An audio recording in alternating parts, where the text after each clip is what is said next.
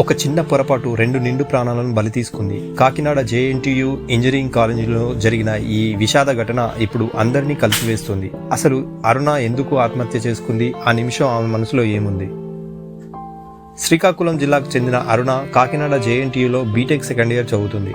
చదువులో ఎంతో యాక్టివ్గా ఉండే ఈ అమ్మాయి జీవితంలోకి దానవేంద్ర అనే యువకుడు వచ్చాడు.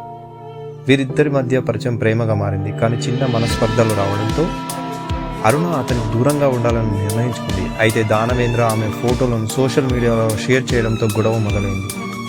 కుటుంబ సభ్యుల ఒత్తిడితో అరుణ పోలీసులకు ఫిర్యాదు చేయగా మనస్తాపం చెందిన దానవేంద్ర పురుగుల మందు తాగి ఆత్మహత్యకు పాల్పడ్డాడు.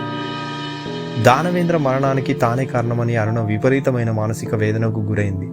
అతను లేకుండా తాను ఉండలేనని, తన మరణంతోనే ఈ గొడవలన్నీ సర్దుకుంటాయని భావించి శివరాత్రి రోజున హాస్టల్ గదిలో ఎవరూ లేని సమయంలో తాను కూడా బలవన్ మరణానికి పాల్పడింది.